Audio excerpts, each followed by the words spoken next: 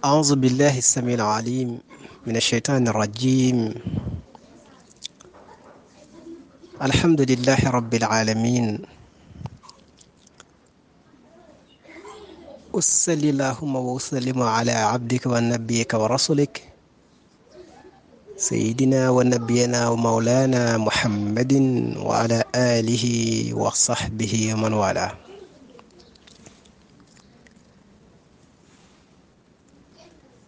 Nous disons à tous et à toutes,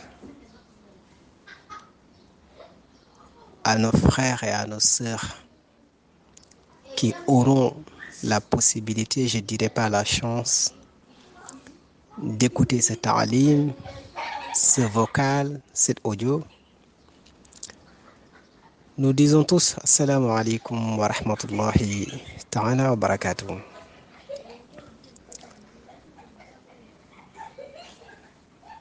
Ce message,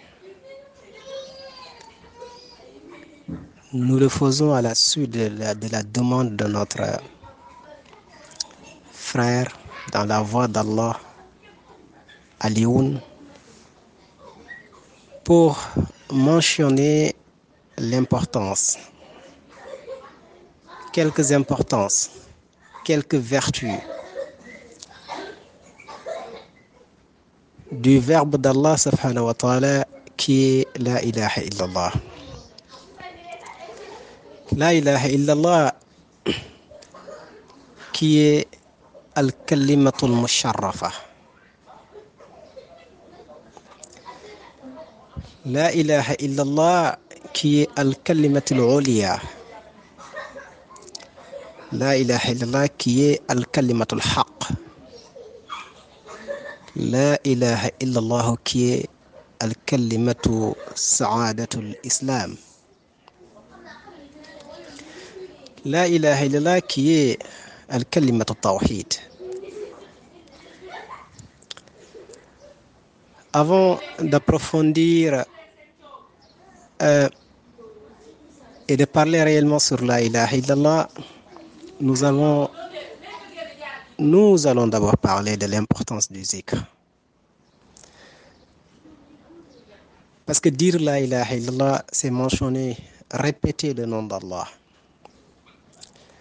Et mentionner le nom d'Allah signifie al-zikr. Et le zikr tantôt signifie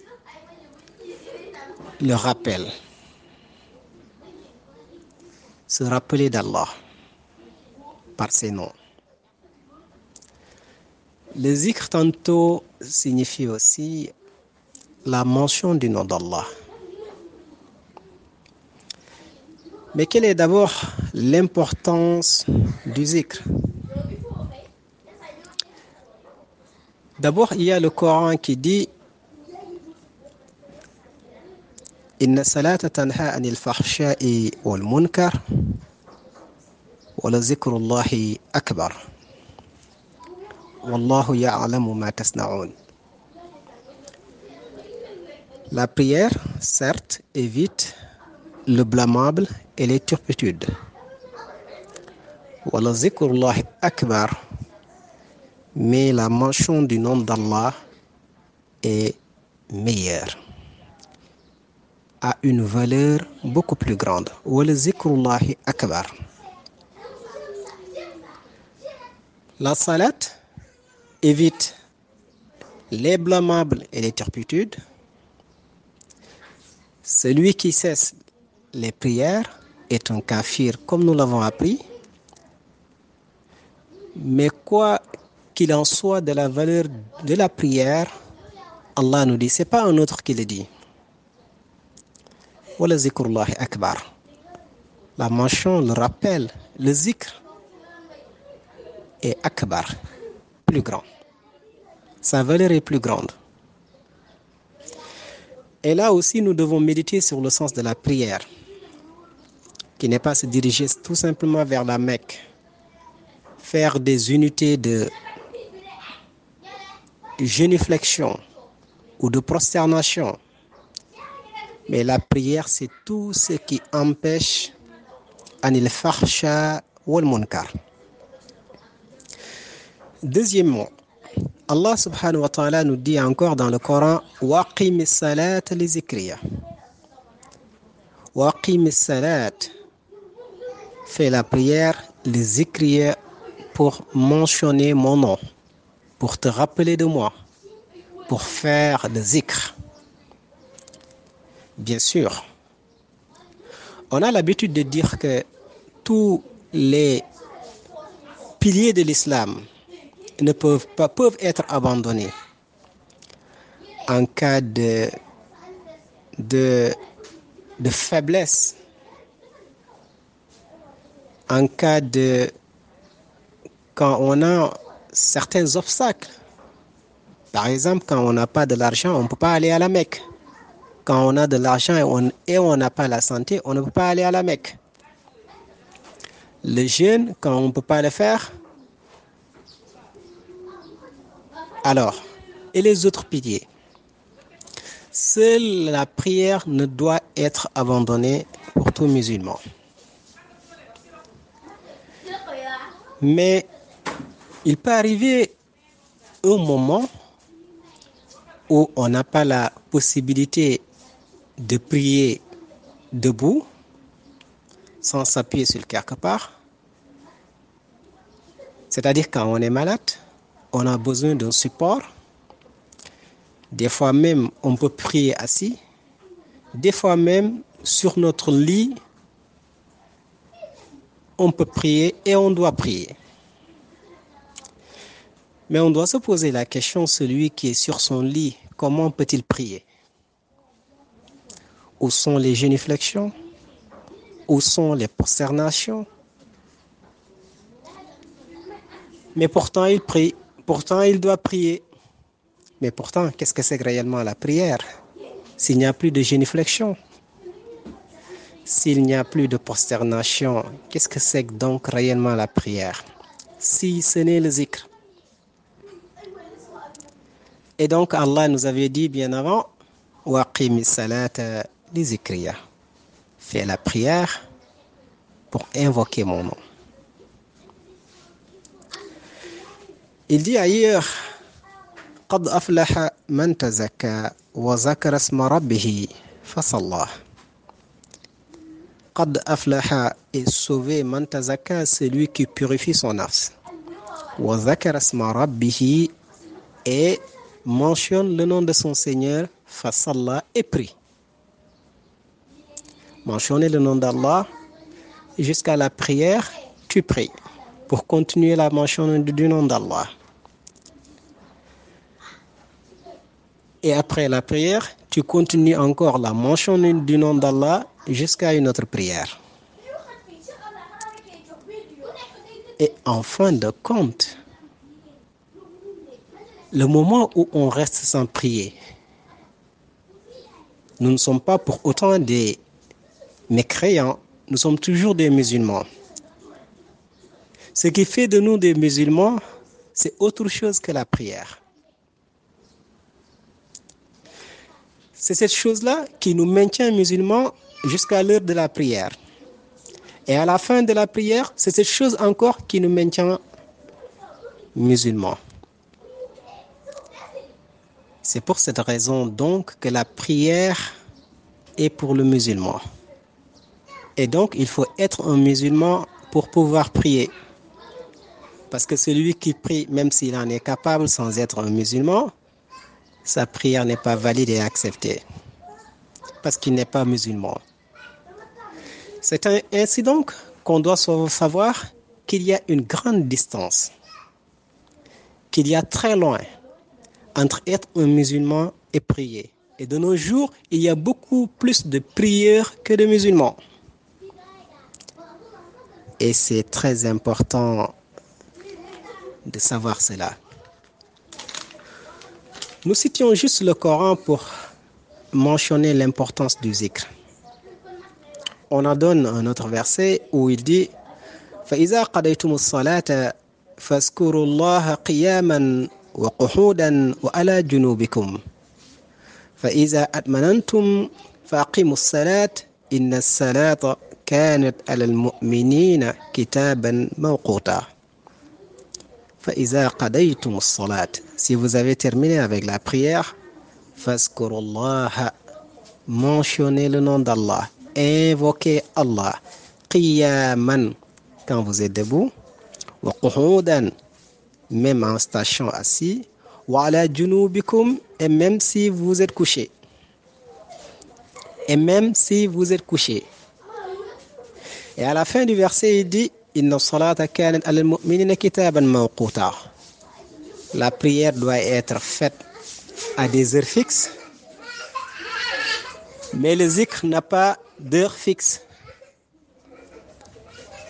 Et nous n'avons été créés que pour adorer Allah. Et donc, adorer réellement Allah n'a pas besoin d'heures et de temps. Puisque nous avons été créés pour adorer Allah. Uniquement pour adorer Allah, mais pas pour autre chose.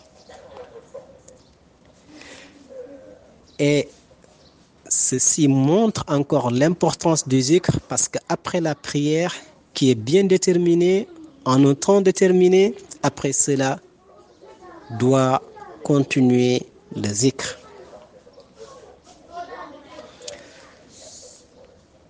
Je voulais juste citer le Coran et la valeur du zikr. Je vais citer quelques hadiths sur la valeur du zikr. Et il faut savoir que le zikr est beaucoup plus important que toute autre chose. Mais wa afdalu zikr, khayru zikr, dit le prophète sallallahu alayhi wa sallam, la ilaha illallah. Le meilleur zikr, c'est la ilaha illallah. Il dit dans les hadiths, afdalu ma qultuhu anna wa nabbi'una min qabli la ilaha illallah. Ô moi Muhammad, la meilleure chose que je dis dans ma langue,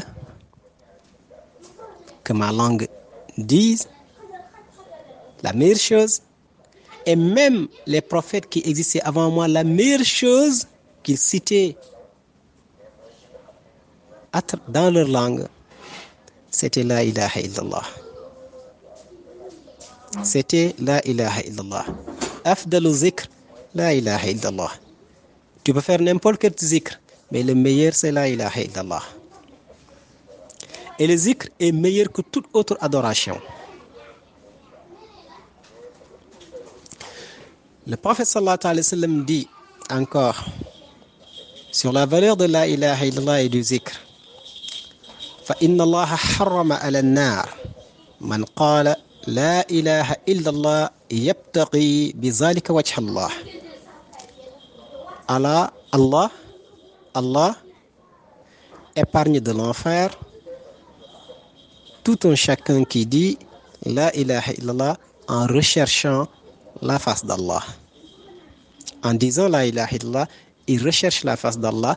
Toute personne qui fait ça est éloignée de l'enfer, est épargnée de l'enfer. Juste un seul mot t'épargne de l'enfer. Un seul mot. Et c'est encore sur le plan de l'acte, de l'opération, des millions de fois beaucoup plus léger que de faire une seule unité de prière. Et ce mot, ce verbe, cette expression suffit pour t'épargner l'enfer. Et Abi Hurayra demanda aussi au prophète sallallahu alayhi wa sallam dans un autre hadith, Man ashadu nasa bi shafa'atika. Au prophète, quelle personne mérite le plus ton intercession le jour du jugement dernier? قال من قال لا إله إلا الله خالصا من قلبه. Et le prophète répondit, celui qui dit la ilaha illallah et que cela soit pur dans son cœur. خالصا من قلبه. خالصا من قلبه. Et que cela soit pur dans son cœur. Comment purifier la ilaha illallah? Parce que c'est lui qui purifie. C'est la ilaha illallah qui purifie. Donc comment purifier la ilaha illallah?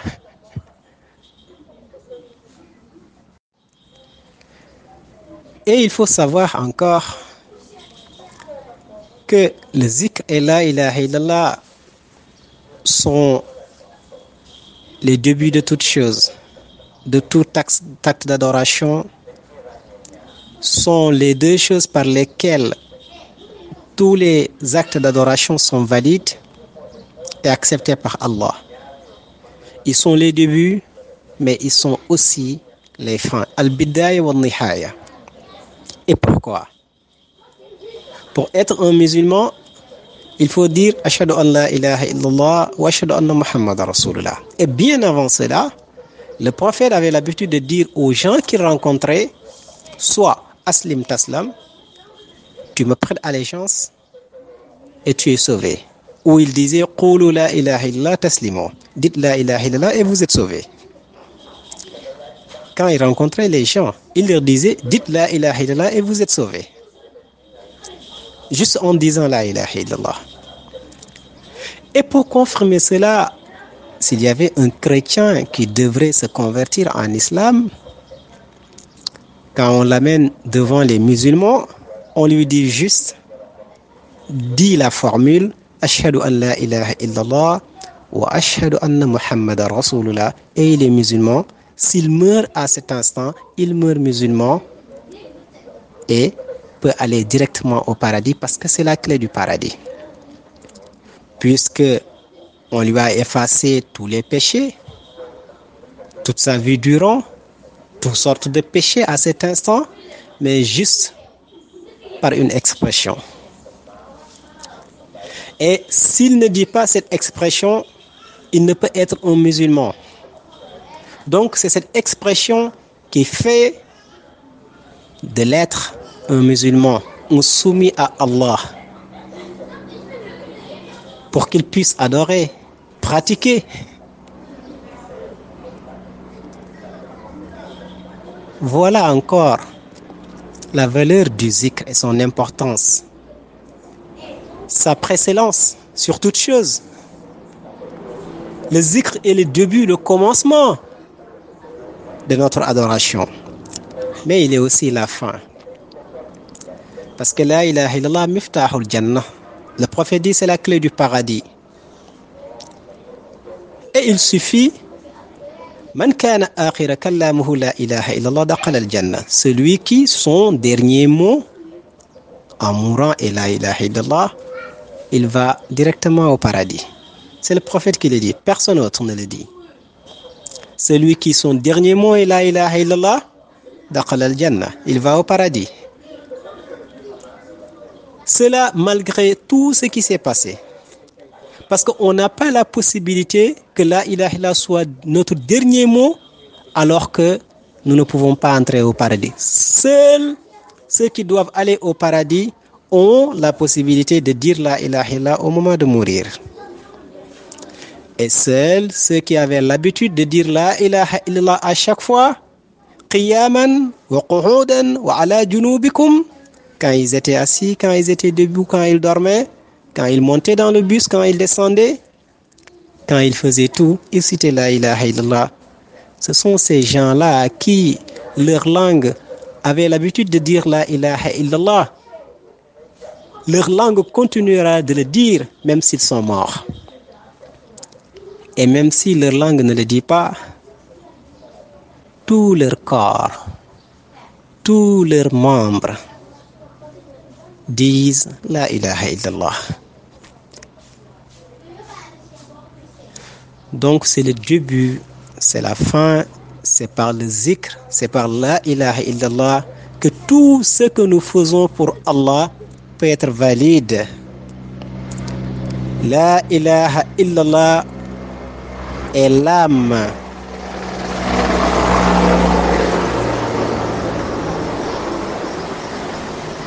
Masha'Allah. La ilaha illallah est l'âme de ce que nous faisons. Et tout corps sans âme n'a pas d'importance.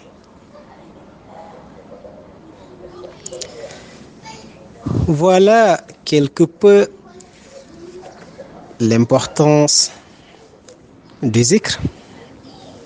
Il y en a beaucoup d'autres que je ne peux pas citer. Juste un dernier hadith où le prophète sallallahu alayhi wa sallam, d'après Anas, et toujours par Ma'az aussi, le prophète avait appelé Ma'az en lui disant Ya Ma'az. Et Ma'az répondit Qala labbayka ya Rasulallah wa sa'alayk. 3 fois. Le prophète appela Ma'az par 3 fois et Ma'az répondit labbayka ya Rasulallah wa sa'alayk. Qala. Le prophète dit Ma min abdin yashhadu an la ilaha illallah wa anna Muhammadan abduhu wa rasuluhu sidqan min qalbihi illa haramahu Allah ala nar. Il n'y a aucun serviteur qui témoigne de la véracité et de l'essence de la ilaha illallah et de la prophétie de Muhammad dans son cœur que Allah n'épargne pas l'enfer. Il n'y a aucun être, aucune personne, aucun serviteur qui témoigne de cela et que Allah n'épargne pas l'enfer. Et Ma'az répondit Qala ya Rasulallah afala uqbira bihi nasa fa yastabshiru. Mais au prophète, pourquoi je ne dis pas cela aux gens pour qu'ils s'épanouissent? Qala Rasulullah sallallahu alayhi wa sallam, le prophète répondit Izan yattakilu. Les gens risqueraient de comment on le dit, yattakilu, c'est-à-dire de dévier le chemin. C'est le sens du hadith, de dévier le chemin. Fa ukhbira biha Ma'az inda mawtihi ta'siman. Pourquoi Ma'az a enseigné ce hadith? C'est ayant peur de mourir et en gardant un des messages du prophète. Et man katama ilman aljamahu bilizam yunnar. Celui qui garde un savoir jusqu'à mourir, Allah va le jeter en enfer. Ma'az avait peur de ça, c'est pour cette raison qu'il a cité ce hadith. Mais méditons sur le sens du hadith. Méditons sur le sens du hadith.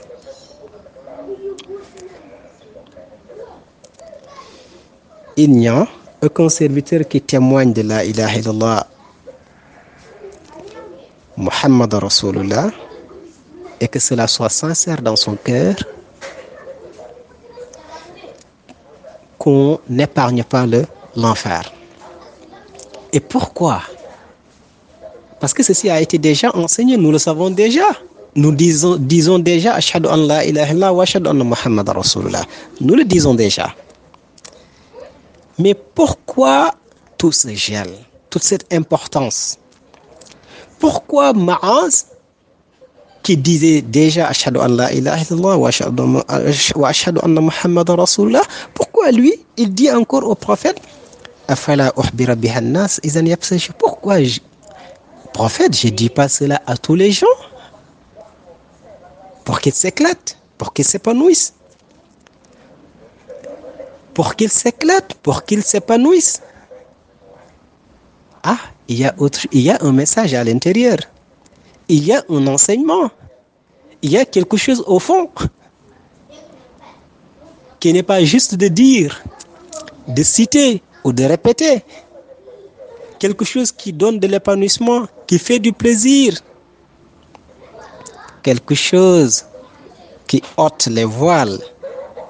Et le prophète lui interdit de dire aux gens, regardez ça, le prophète lui interdit de dire aux gens, de témoigner de la ilaha illallah Muhammad Rasulullah siddiqan min qalbihi. Il lui refuse d'enseigner cela aux gens. Mais qu'est-ce que cela veut dire? Parce qu'il lui dit, izan yattakilu.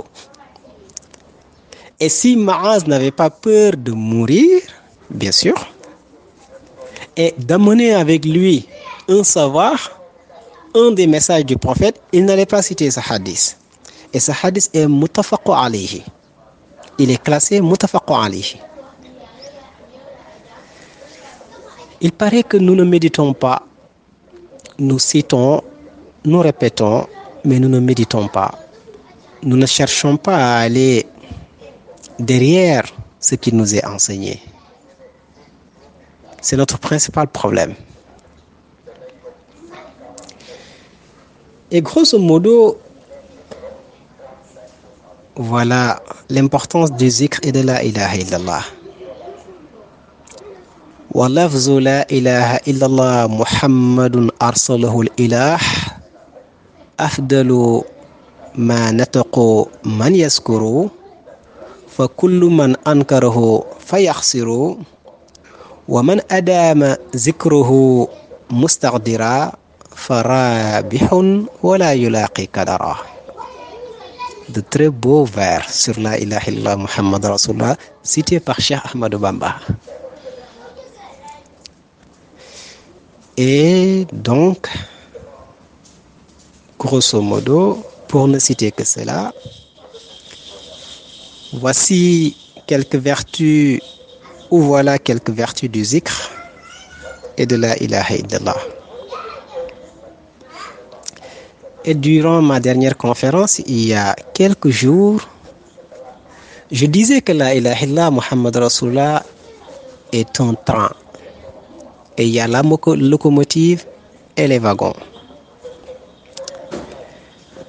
Et la locomotive peut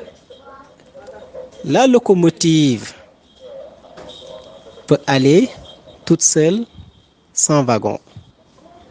Parce que c'est la tête, c'est là où se trouve le moteur. Et elle peut aller toute seule.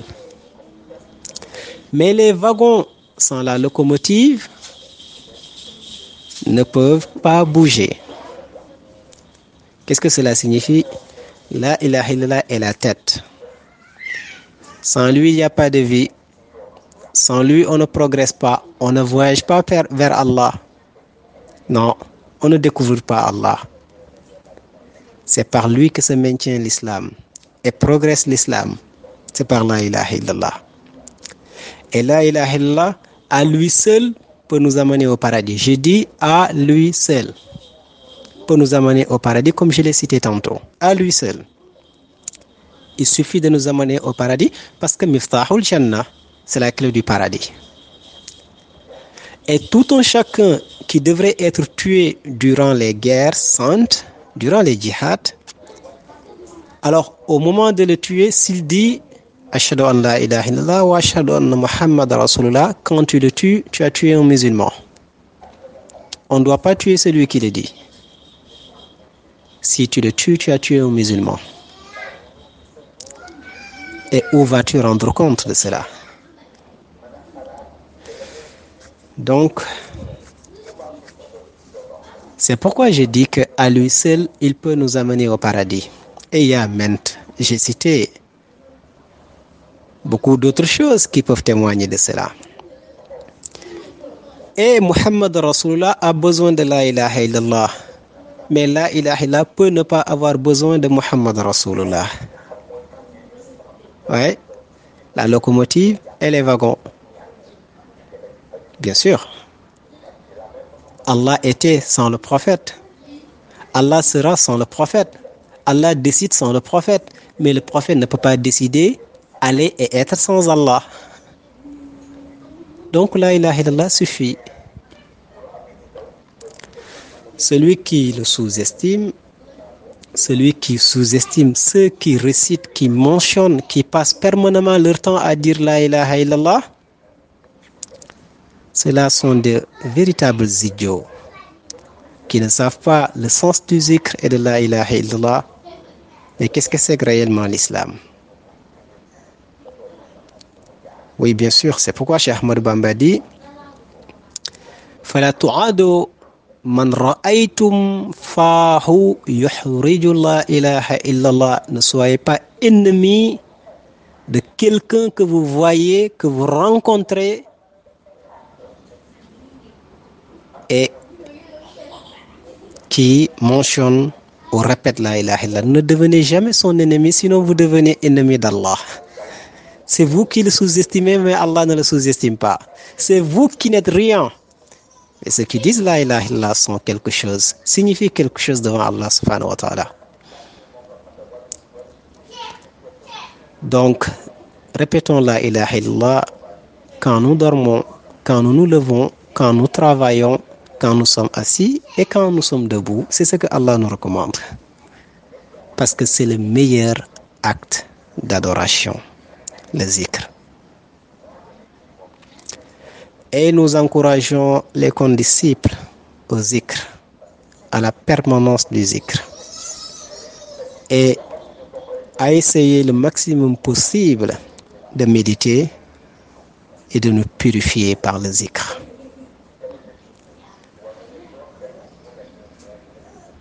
Je m'en vais m'arrêter là-bas et je profite pour prier pour vous une pluie de lumière et de miséricorde. Et qu'Allah soit avec nous où que nous soyons, qu'Allah multiplie ses faveurs et ses dons en nous, que pour vous, que pour nous, que pour nos familles. ببركة رسول الله صلى الله عليه وسلم ببركة لا إله إلا الله محمد رسول الله. J'espère que mes paroles sont claires et instructives pour moi et pour tout un chacun qui aura la possibilité d'écouter cela, et que ces paroles peuvent voyager un peu partout, Inch'Allah, et peuvent éclairer certains esprits un peu bornés qui ignorent le sens du zikr et de la ilaha illallah. Jazakumullahu khairan. Barakallahu fikum. Assalamu alaikum wa rahmatullahi ta'ala wa barakatuh.